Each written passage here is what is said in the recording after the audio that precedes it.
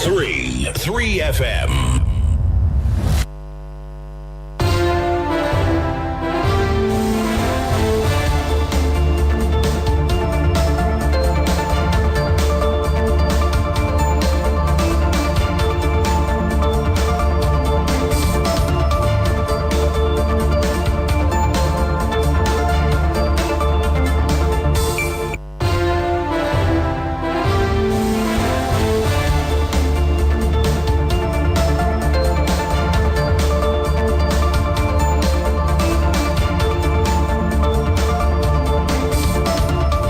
It's 6 o'clock. We're coming to you live from our studios here at Adesawe Kanda.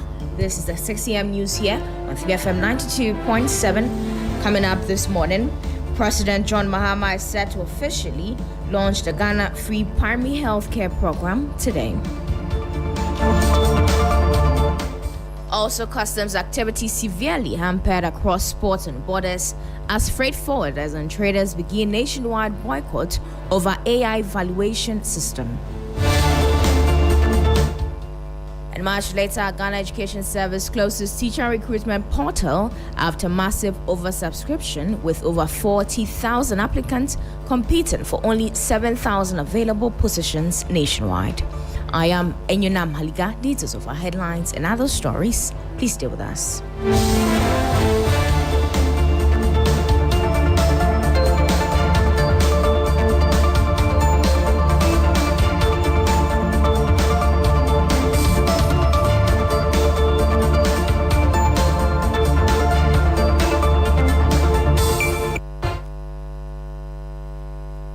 Thank you for joining us this morning. I'm going to our first story where President John Mahama is set to officially launch Ghana's free primary healthcare program today.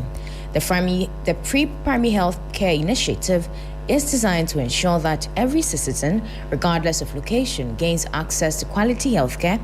The program, estimated to cost 1.2 billion annually, will roll out the first in 150 underserved districts across the country, with about 6,000 healthcare workers expected to be recruited this year to staff the new facilities. Now, ahead of the ceremony, the Minister for Health, Kwabena Mensah Akando, visited key facilities to inspect logistics for the healthcare project.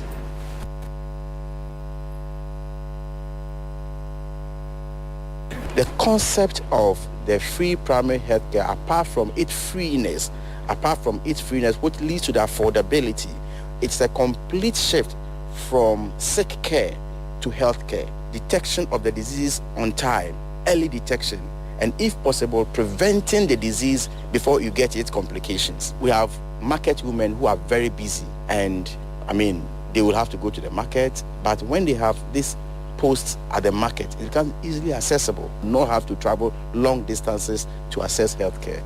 We know we have a backlog of health professionals, and government has a deliberate policy of making sure they get employed. This year, we are going to recruit health professionals, and in this case, we are not doing only nurses and midwives, as has been the case in the past. That was the Minister for Health, Kwabena Mensah Akando, there, where we understand the President, John Mahama, is set to officially launch the Ghana Free Primary Healthcare Program later today. Now, this is designed to ensure that every citizen, regardless of location, gains access to quality healthcare. Now, away from that, 4 hectares of the Etiwa Forest Reserve have been destroyed by illegal miners. Concerned citizens of the Etiwa landscape at a press conference are demanding an immediate halt to these activities and strict enforcement to preserve the forest's rich biodiversity. They intend to petition the government representatives at all levels. Now let's take a listen to the convener of the Concerned Citizens of the Etiwa landscape, Bafo Ampimdanko Amponsa. Etiwa is not just a forest. It is a national heritage and a lifeline. It serves as a major watershed for key rivers, and its destruction is a direct assault on water security, biodiversity, public health, and the survival of future generations. Swift development of enforcement teams to dismantle all illegal mining camps and halt operations without delay. Arrest and prosecution of perpetrators, including financiers, organizers, and collaborators enabling these activities. And you heard the convener for the concerned citizens of Etiwa Landscape, Bafo Ampem Danko Amponsa there. Now we'll take you to the ports where freight forwarders across Ghana's ports and borders have begun a 4-day boycott of duty payment in protest against the government's introduction of the publican AI system to determine charges. Many banks across the Long Room and Golden Jubilee Terminal were virtually empty with no agents present to pay duties. My colleague Joseph Armstrong Dalobe visited the Tema port and reports.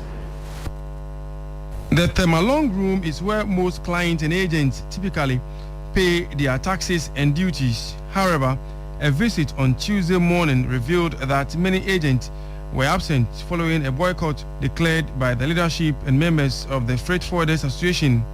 A task force was seen moving around the area to ensure that all members complied with the directive. In the morning, we deployed our team to go and ensure or to go and monitor the situations. And the feedback is very well. At Golden Jubilee, at MPS, at TBT, at Save Bond. Ordinarily, like Tuesday, today, you've seen so many of our people going around and about. But today, like you can see for yourself, there is nobody here. Paul Mensah is the General Secretary of the Freight Forwarders Association. Invitations from the Ministry of Transport, which we are preparing to attend on Thursday. We're also waiting for other calls, but as I said, for now, still the action is in force.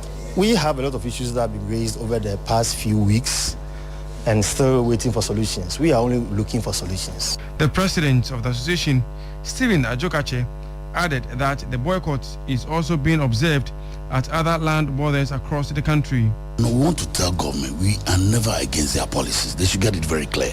All the borders or exit points, they are also complying. That is what is going on. We are only telling them they should come back to the table again and restructure the issue, and we are done.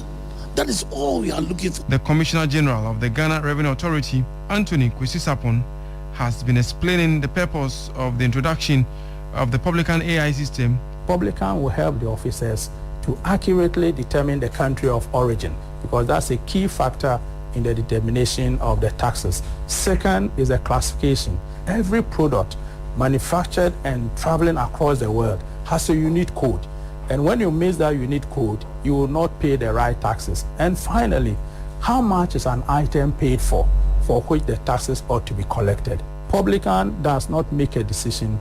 Publican facilitate and assist the officer to arrive at a decision.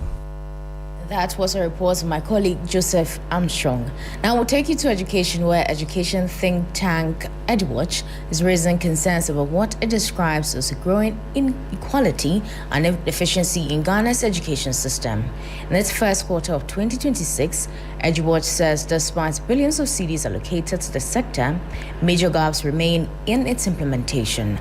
Let's take a listen to the Executive Director for EdWatch, Kofi Asare. Monitoring of the part distribution found positive impact on girls' participation and hygiene, including reduced reliance on improvised materials, as well as reduced financial burden on teachers. These teachers previously used their own money to buy sanitary pads for poor girls. And so government providing free sanitary pads meant that a burden had been lifted off their shoulders. There were noticeable inconsistencies in product quality and suitability. 3 variations of pads were distributed: thin, mid-thick, and thick.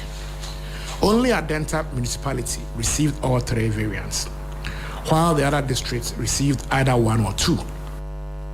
That was the Executive Director for EduWatch, which is an education think tank, Kofi Asare there. Meanwhile, the Ghana Education Service has officially closed the teachers' recruitment application portal due to oversubscription.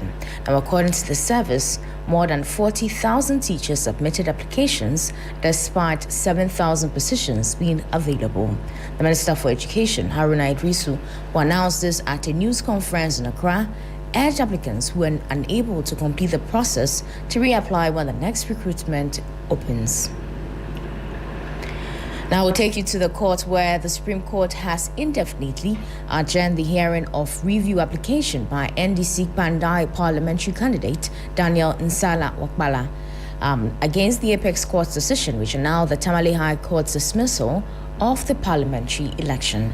The NDC's parliamentary candidate is challenging the Supreme Court's 4-1 decision, which nullified the 2024 election and the subsequent rerun order by the High Court. In court on Tuesday, April 14, before the case was called, Justice Gabriel Scott Poman was the president of the panel, which heard the original suit but was on another matter, indicated that it was a misstep and as a result would have to set a date for the hearing of the review application. Justice Poman then adjourned the case indefinitely. Well, we bring you subsequent updates on that in our subsequent bulletin, but that brings us to the first half of this morning's bulletin. For more news, please check our website at 3news.com. I am Enyunam Haliga. Business News is right up.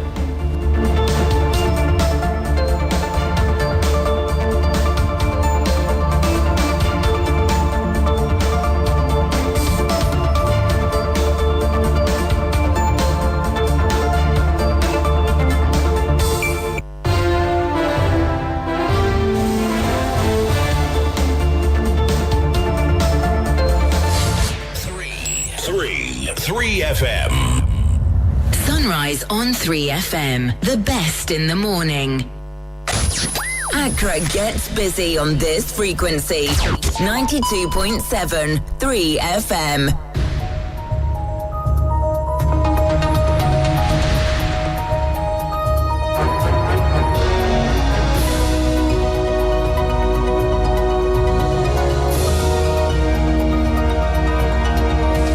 It's now time for business news here on Sunrise 3FM 92.7. Coming up this morning, fuel prices could fall by up to 1 cedi per litre as 3 business sources review planned review of petroleum levies amid rising pump closes.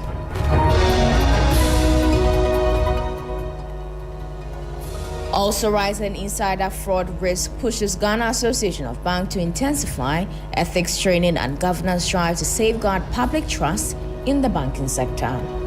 One fraud happening in the banking industry is one fraud too many. We do not want to record any kind of fraud. If fraud happens as a community, it shakes our DNA. Also, Ghana Stock Exchange surges past 252 billion cedis as strong investor demand lifts banking, insurance, and telecom shares. Details of our headlines and other stories, please stay with us.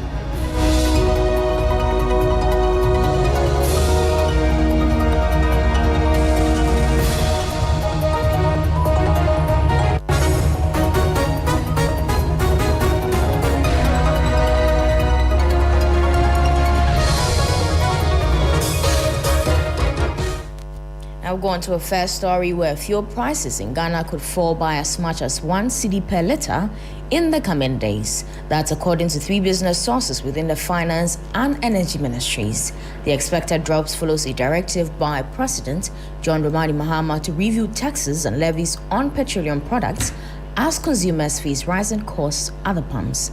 There's more in the following 3 business reports. Fuel prices have increased sharply in recent weeks, driven by higher global crude oil prices and a marginal weakening of the local currency, which have raised the cost of imports.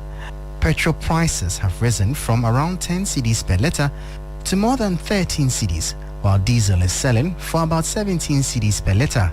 Government is now considering measures to ease the pressure, including the possible suspension of some levies within the petroleum price structure.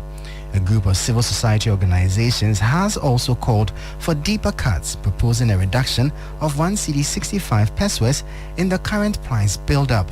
They say the move will provide relief for households and businesses and could be supported by increased revenue from crude oil production and exports. 3 business sources say an official announcement on the measures is expected as early as April the 15th, with consumers likely to see a reduction of up to 1 cedi per litre, although details of the specific levies to be affected remain unclear.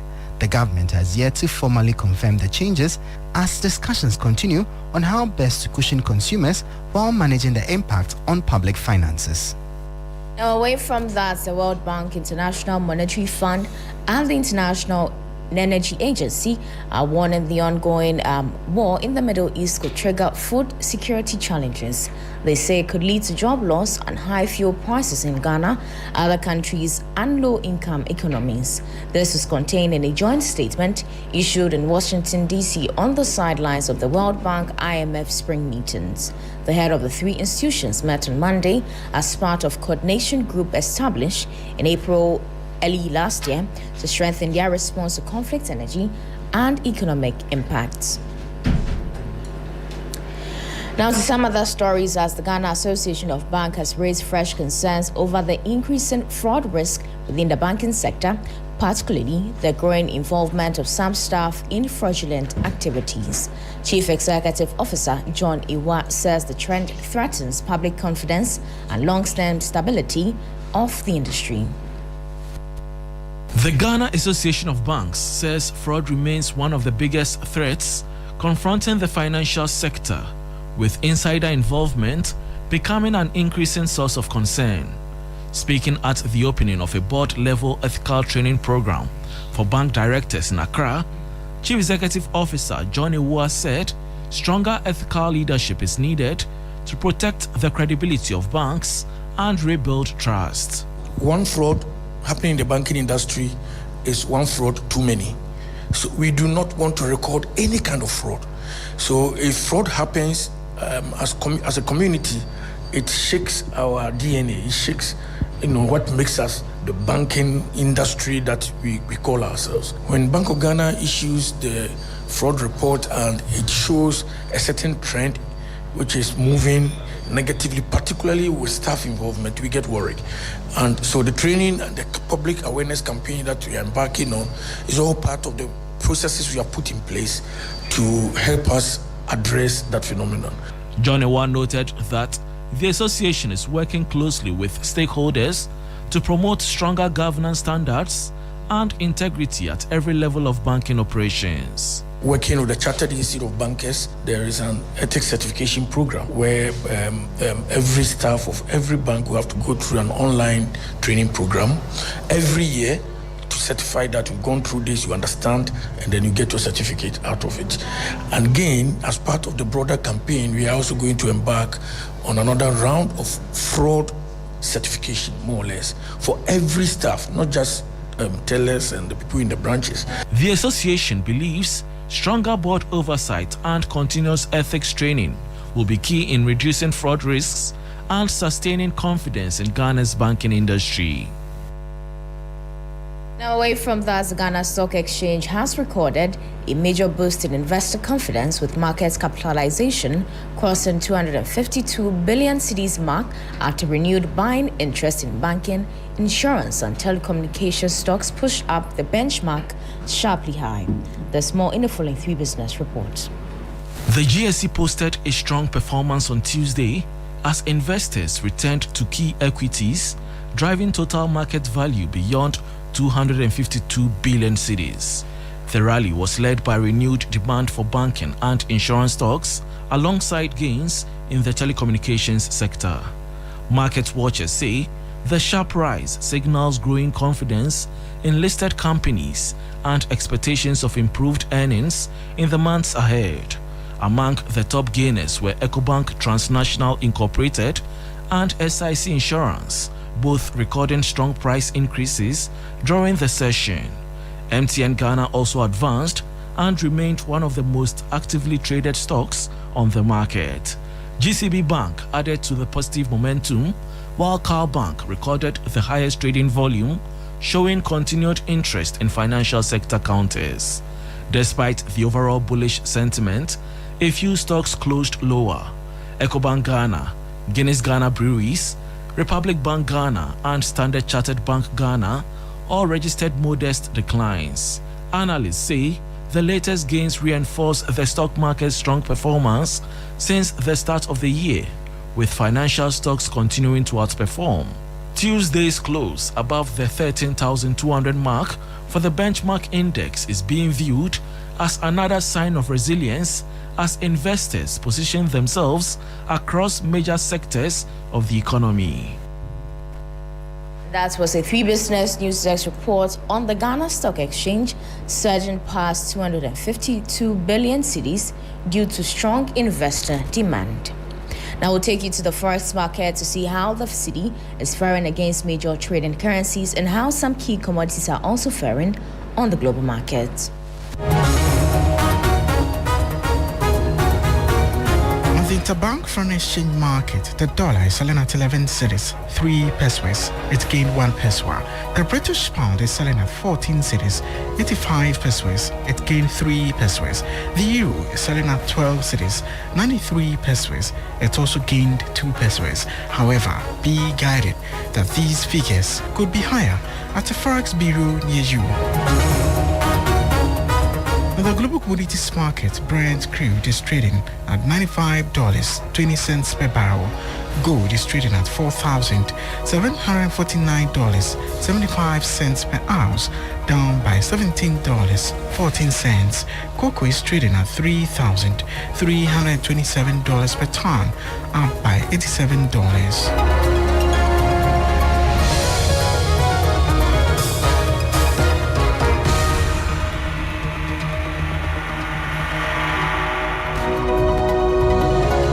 That was an update from the forex and commodities markets. That'll be all for business news here on 3FM 92.7. For more news, please check our website at 3news.com. I am Enyunam Halika.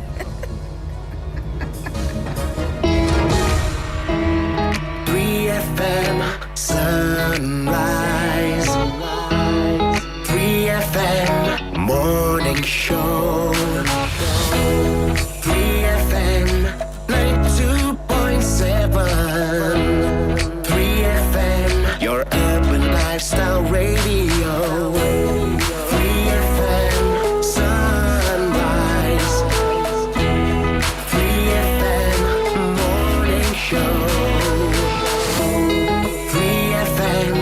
92.7.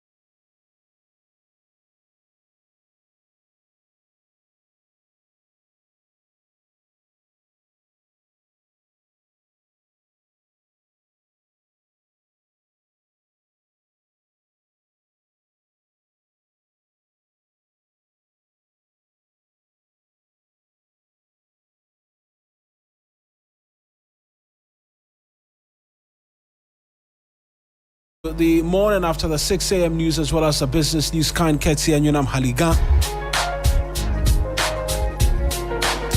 And the songs have perfectly aligned with our message of motivation for today. Because today we're talking about the people who stay.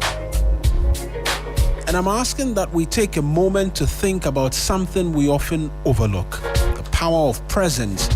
In life, there are many people who pass through your world. Some will come when things are exciting, others will come when things are easy, and most especially when the times are convenient. But there's a different kind of person, the one who stays not because everything is perfect, but because they've decided to be there. They check in when it's quiet, they remain when things are uncertain, they don't disappear when life becomes uncomfortable. And if you think about it, those are the people you remember, not necessarily the loudest, not the most impressive, but the most consistent. Because presence has a language of its own. It says, you matter enough for me to be here. It says, you don't have to go through this alone. And it says, without words, I'm not going anywhere. And in a world where people are constantly moving, shifting and changing, that kind of presence is rare. As we journey out into today, let's reflect on these few words. In the lives of the people around you, are you someone who appears or someone who stays? Because relationships are not built in big moments. They're built on the quiet decision to show up again and again, even when there is nothing to gain. And over time, that consistency becomes trust. That trust becomes strength. And that strength most certainly becomes something people carry with them long after the moment has passed. So as we go through today, be present, not perfectly, and most certainly not with a lot of drama, but just stay consistent, because sometimes the greatest thing you can give someone is a simple assurance that you're there. That's our message of motivation for today. It'll get us into the weather update quickly. Kind Ketsi, the Ghana Meteorological Agency.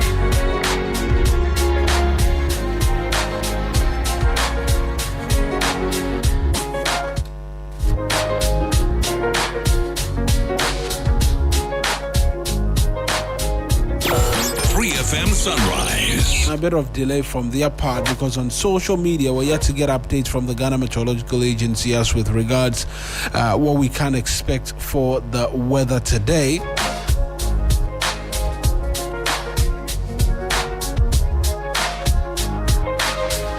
But they say that mist or fog patches are expected to form over the mountainous and forest areas in the early hours of today. Not a mention of rain. As and when there's a mention of rain, there will be updates on their respective social media handles. So give them a follow and turn on their notifications such that when they put out the releases, you'll be the first to catch it, right?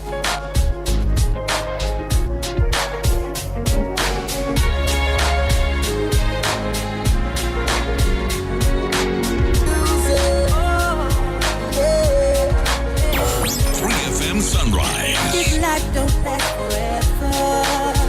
Hold my hand. So tell me what you're waiting for. Hold my hand. We better all be together. Hold my hand. Be miserable, I know. So it's time for us to get into the newspapers for you this morning.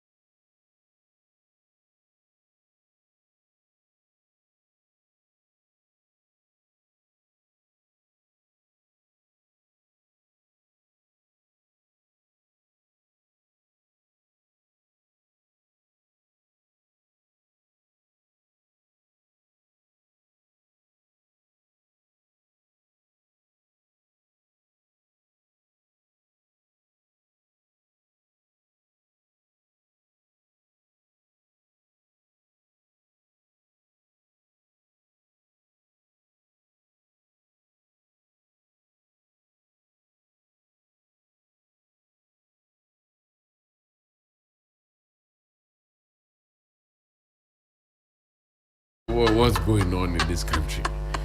We are accommodating him for being present very early. Ebo, you join us for the newspaper review. Yeah, because what paper do you have now? I have the New Independent. Fantastic. Yes. Then what does it say? The front page. Freight forwarders maintain port strike despite confusion over suspension reports. And you're a businessman too. Yes. Then what else does it say? It says, we don't finance mining activities. Exim Bank states refutes alleged $100 million loan to Hughes Goldfields claim. Goldfields. Then we have Kufuor calls for stronger private sector role in Ghana's economic development path. Punch Africa this morning says General Mosquito blasts NPP over remarks on Northerners as MMDCEs in the Ashanti region. Also, Mahama fulfills campaign promise on Chuchuliga from BC Road. Speaker Bagbin assures passage of LGBTQ bill, and Oyarifa lawsuit. Oyarifa chief Ni Jata wins lawsuit over Egbawe stool. And the News Central, this new paper this morning says MTN to open partnerships, build data centers in Ghana, according to the Mobita. Risky health trade-off and strike again against the Republican AI called off. That's happening at the port. Mawuena. I have the Custodian newspaper this morning. They lead with NDC government in cover-up arrests to divert attention from LGBTQ plus pressure, oral and 24-hour economy failures. I think it's in relation to yesterday, one of the Bono regional communication members of the NPP was remanded into custody for 2 weeks over certain posts he had made on Facebook, and that has got them talking. I heard the minority leader yesterday speak on another station in Accra, narrate how things played out. I think that's what's been captured by the Custodian newspaper. I'll come for thoughts on that later. Also, Jessica Diocese gets new bishop with calls for unity. TSOs propose 1.65 cedis fuel tax cut.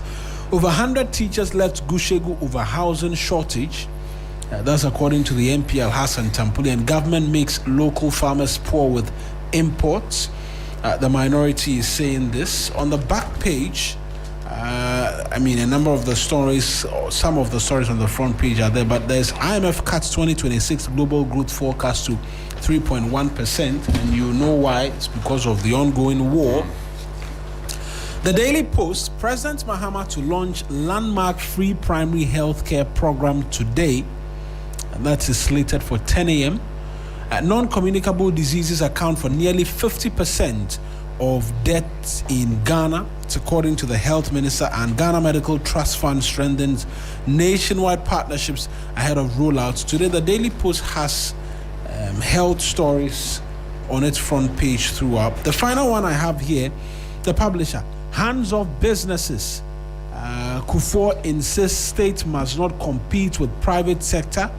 30,000 classrooms without teachers. Hey, 30,000 classrooms. Yeah, I'll get details of that. Wow, that's 30,000 employment opportunity right there. Yeah. Why don't they have teachers? The thing is about money. Yesterday I was hearing the financial clearance. The education minister had to address the press yesterday in relation to the portal which was open to employ some 7,000 graduate and diploma teachers, both degree and then diploma teachers.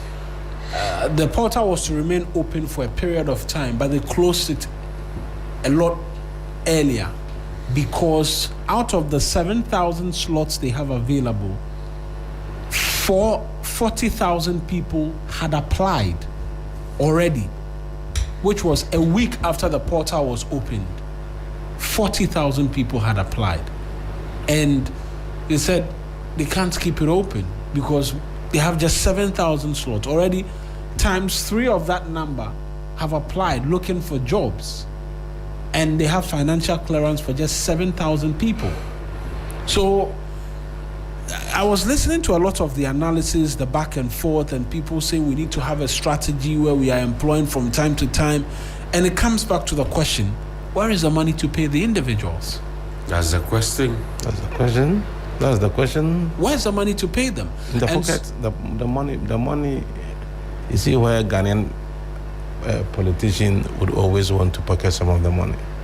That's for the money there. We have it in the system. But unfortunately, the money always finds itself in someone's pocket, in someone's account, sometimes accounts overseas. So that is the problem you have. As for the money, yes. On the health score, they are supposed to employ, because the minister has announced there's a target of employing 6,000 people, and says it's going to focus on 2021 cohorts. There's 2022, there's 2023, there's 2024, there's 2025. That's 4 batches who are not the center of this recruitment, which is to be ruled out by the health ministry. And we come back to discussions, conversations, questions being asked, and I always come back to the point, where is the money to employ the individuals? But Eric, also think about this. Why do you still train nurses and teachers when you know that you don't have opportunities for them? Because we don't have the patient to nurse ratio. We haven't met it. Yes, yet you train them so that they have high expectations. And we are paying them allowances while we train them. Yes. And then they'll come out and they do. Yeah. So you see how the whole thing doesn't make sense. That you pay them while they are in school, you give them some allowance, and when they complete, there's no place for them. So it's 4 years, 3 years, 5 years, they will be in the house without work. And you see, and I've always said that our education system, whether teachers, nursing, whether the other form of education we have in this country, we don't train people to work on their own. Entrepreneurship is not taught. There's no opportunity for people who have even the desire to start their own business. And that has been the bane. I think we have to pay special attention to how we can strengthen the private sector. Is it the solution to this problem? Is the private sector, even if when it comes to the issue of nurses? Can you imagine if you have incentivized private sector to enter into the health, delivery system to provide private medical care? You see the number of people that can be employed. The private sector is the way forward, and how we can incentivize them, how we can make the whole environment conducive for the private sector to thrive, to be able to employ more people is the way for the government. See, one thing about public sector is that if somebody doesn't go on retirement or somebody doesn't die, there's no space. Or we don't open some new office somewhere, there's no space. But then the private man can expand his or her business easily if the incentives are right. Yeah, right. So unemployment issue, I think as a nation, we don't have to look at it in isolation. We need to look at it in tandem with our education system, because we produce students who come out of university, come out of nursing training, come out of teachers training, and they have nowhere to go because you don't make provision for them. See, we train them, they come out. Sometimes by the time they even get the opportunity to serve, all the knowledge they acquired may have gone through the roofs. It's a problem. It's a huge problem. It's a big problem. We've tried exporting some of the health workers. I don't know how far we've gone in relation to exporting them. We've tried exporting some of our teachers, but we continue to produce them in very large numbers. Very, very large numbers. And and there's one thing we also don't look at, we don't pay attention to, how we waste resources in this country. Do you know that if you, apart from the corruption, apart from money that is normally stolen, we also tend to waste a lot in this country. Let me give you a typical example. I don't know whether people have, have made their minds to it. LGBTQ bill. Do you know how much it costs the nation to pass the bill? Because the members of the committee traveled even outside the country. They traveled across the country. Anytime they sat, they took allowances. And so you can imagine how much it cost the nation to come up with a bill. And yet we didn't sign the bill. So waste of resources, complete waste of resources. We need to know how much it cost us to pass the bill that the ex-president refused to sign. You see, and not to talk about the cathedral and other wasteful expenditure we had in the system, but at least we should know how to, the little we have, if you use the resources prudently, I think we can be able to achieve, or we can achieve something very meaningful for the youth in terms of job creation. The youth, they need job to do. The level of hopelessness is getting too much in this country. You wake up in the morning, you're a youth, you don't know where to go, and you are still eating from your mom's kitchen and all that. It is not proper. I think as a nation, you must have a special roundtable discussion on this issue of job creation. As efforts are being made by the government, we're expecting them to roll out a 24-hour economy to be able to absorb some of these youths. It is very important we do that. Let me say a good morning to Sixu Strong Ulu. There's a saying around these parts: leave no be pension. If you go say what, you will return. Leave, it no be pension. The devil is a liar. Nobody has said anything. Leave no be pension. Leave no be pension. You go and go, but you return. Just one return. I didn't say that. I just said it's just a saying around these parts. By the way, my team didn't qualify yesterday. Oh, Basa, yes. Sorry. We did all that we could. Sorry. My friend, my brother Solomon also is teasing me all over the place. Today his team will be playing Real Madrid, so we'll be watching. Madrid, I expect them to be booted out as well. Oh yes. Yeah, Madrid will be booted out. Yeah. Welcome back, Sixus. Thank you. How is back? We are good. I see that Phil has stopped wearing a hat. But he's the one today. No, when I came in, he was not wearing it. A lot has changed. He wants to say a few things, but you will put it on ice. So let me take you straight to the Daily Graphic newspaper. On the front page, you have at IMF World Bank spring meetings, World applauds Ghana's economic turnaround. Government pushes for dedicated TVET fund and reforms. World meets in Ghana to honor Asantehene as pillar of peace. On the back page, you have DVLA charges testing stations to stick to vehicle exam regime. Inaugurates 3 centers. Let me add 3 more centers. Tobinco donates blood tonic to prison service.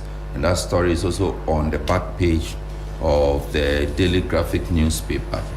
And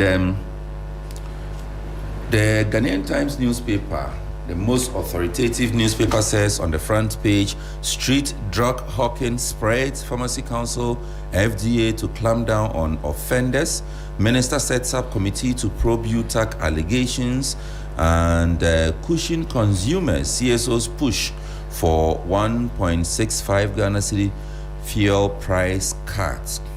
We had a very good explainer this morning in the business news, I think put together by Michael,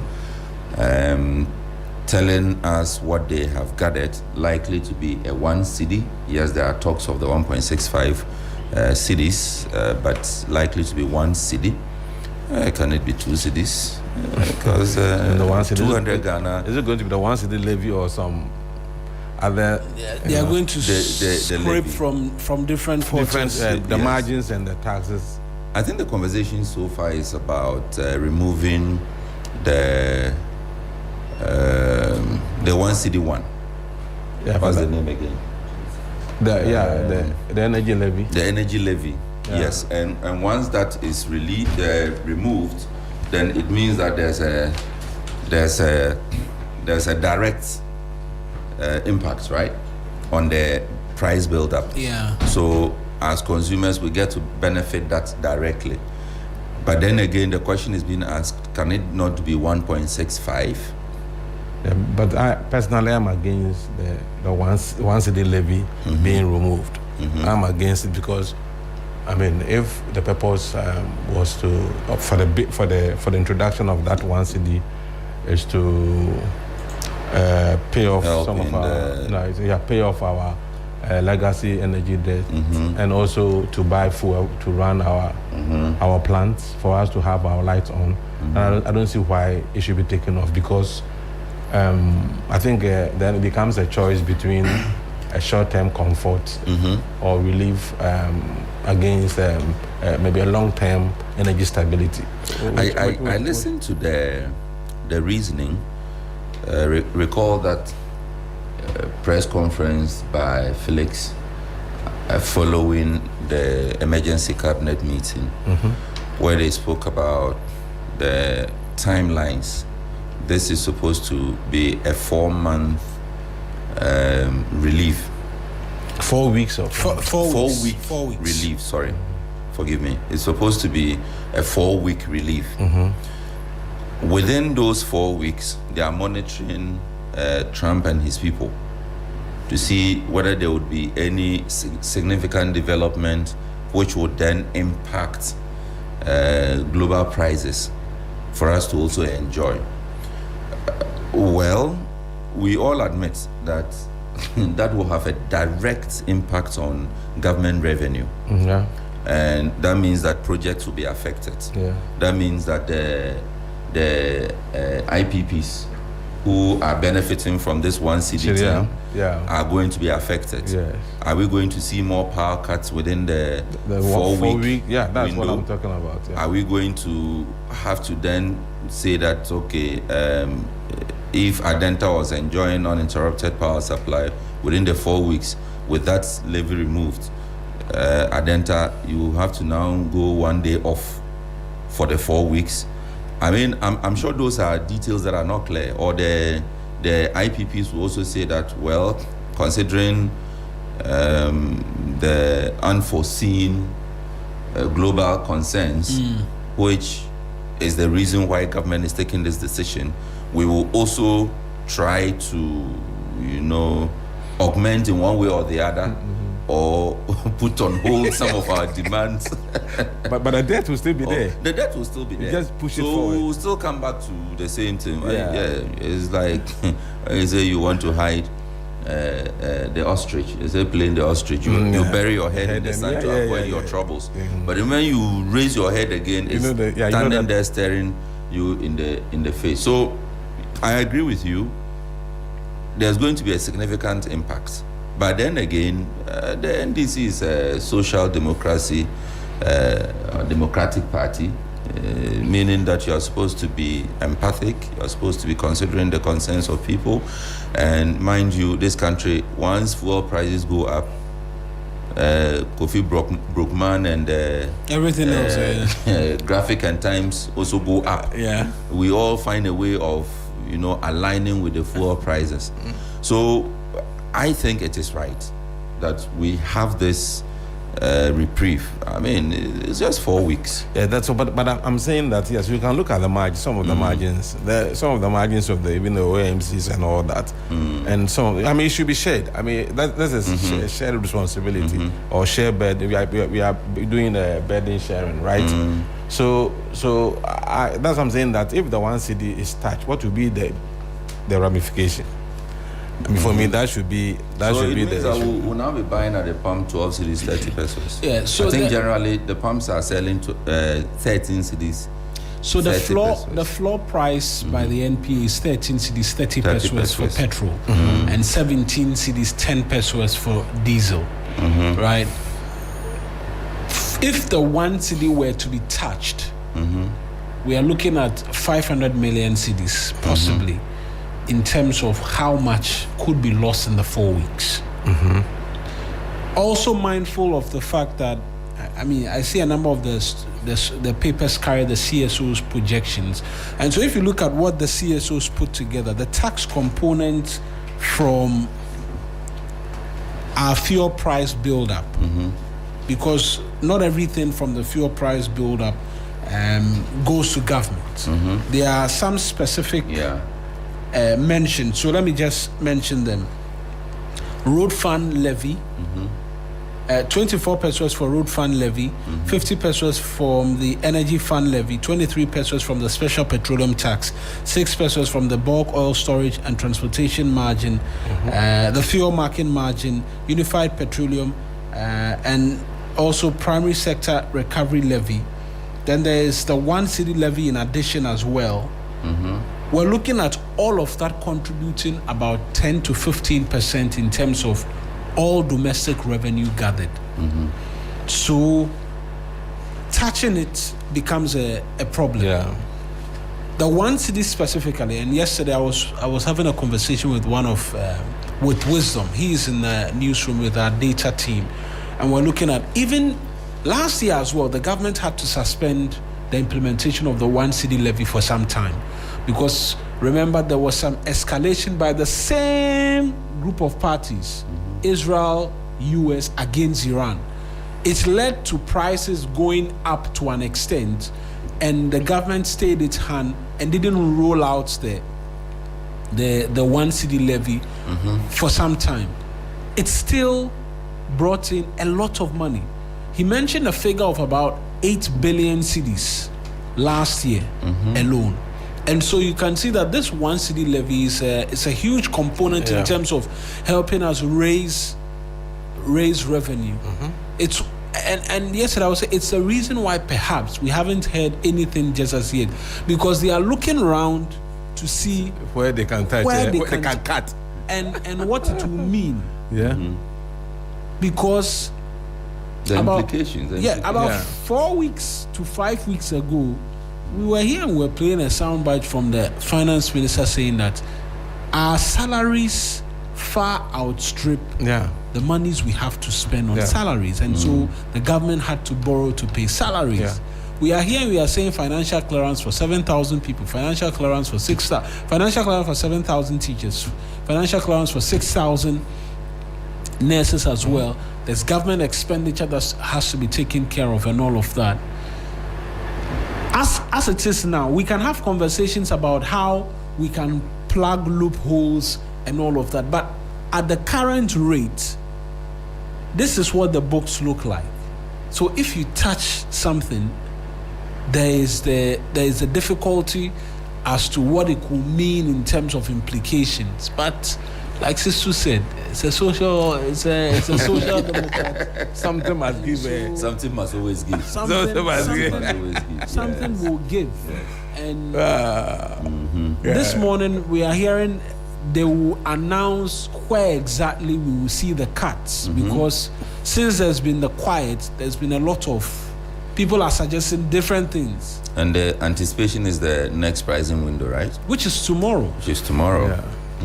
But there's some good news. Yesterday we were in the regions of $98 per barrel in terms of the price for Brent, which is like the benchmark. This morning is down to 94. So a further drop. Should it be sustained? I don't expect this to readily reflect on the pump prices tomorrow, but should it be sustained, then possibly the first pricing window in May, see the proposals made by them. And so these are on the first part we see is the full cost in terms of how much the taxes are taken, right? The full cost in terms of how much the taxes are taken. And then the proposed reduction per liter. is the last part. And so they are pretty much, but for the 1 cedi levy along with the energy sector recovery levy, they are proposing a 50% slash in all of the remaining levies and taxes. So for the road fund, they are proposing that the government charges 24 pesos instead of 48 pesos. Special petroleum tax, they say, look, charge 23 pesos instead of 46 pesos. Boss margin, it's 12 pesos, but take 6 pesos. Fuel market margin, it's 9 pesos, but take 4 pesos. UPPF, it's 90 pesos, but take 45 pesos, is a proposal. So in all, they are saying that if you put all the taxes together, it amounts to 4 cedis. The government should charge 2 cedis, 33 pesos, and give Ghanaians relief of 1 cedi, 67 pesos. So 1 cedi doesn't, the 1 cedi levy doesn't come in here, right? The 1 cedi levy has been captured because that's been captured in the first one. In the first one, because the first one, so you know, there's energy sector recovery levy, which is 95 pesos, which was part of the price build-up already. Then the 1 and then cedi. they added the 1 cedi. So they've combined it to make a 1 cedi 95 pesos, and they say take 64 pesos off the two of them. So the 1 cedi should be instead of 50 pesos, right? Yes. So they put the two taxes together, and it is 1 cedi 95 pesos. And they say the two taxes take 64 pesos off and give Ghanaians some relief, and then they calculate. So either way, then it will be less than 50%. Yes. It is less on than that part. It's less than 50%. The reduction is less than 50%. So either way, something good is happening tomorrow. You can pack your car today and wait. Wait for the new prices tomorrow. Let me take you to the back page of the Ghanaian Times newspaper. It says that Adentan Dodowa Road set for early completion as works progress steadily. That story is by Lawrence Vomafa Akpalu. How do you say that name? Akpalu. No, Vomafa. I have to see. Vomafa. And being a user of that road, we can't wait. Charlie, the road there, you wash your car twice a day. You go to the mechanic every week. You know, on the weekend, and still, if you hear the sound of my car, it's serious. It's terrible. But still, we are appealing to the contractor. Which one? The road again? Adenta Dodowa. Adenta Dodowa. From taxi rank. I recently used the place to Akosombo. Yes, the contractor is doing well. The work they are really working on it.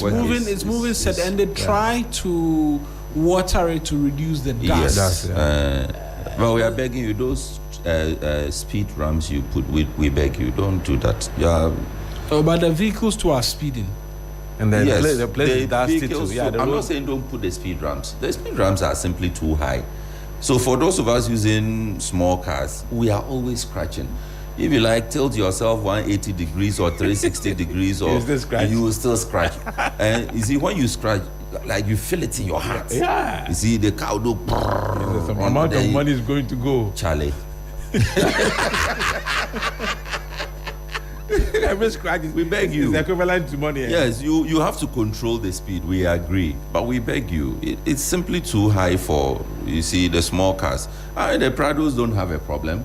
The V8s, the Trotro, even the Trotro people. If you see the way they struggle, even these ovens that they use as Trotro on that street. If you see the way they struggle, and a lot of them are old. So they are unable to even climb the speed ramps. So we beg you. I'm saying on the weekend I was there because there was an event which was organized which needed. And the World Bank says what? No. This is actually a report that Ghanaian Times has done. It says that the road is set for early completion. I'm trying to get a timelines. But if early completion, I'm thinking this year. Because I think it's supposed to be completed by next year. I mean, I think Govins is doing a good job. No, his eyes are on the ball. He's doing he's focused. Fantastic job. Yes, and then still on the back page of the Ghanaian Times newspaper, traditional council demands a probe into Kajano demolition. Let me end with Ghana's favorite newspaper, the Daily Guide newspaper. It says boldly on the front page, 6 caged over 14.3 million Ghana cedi at Dabraka gold robbery. Remember that incident? FIDA petitions CJ over RNAQ divorce judge. The matter is becoming something. Baby Berry case. Pastor, 2 others remanded. You know about this story? Yes, it was an unfortunate story about a pastor and some other persons wanting to bury a baby alive. Because it's an evil spirit? And I don't know. For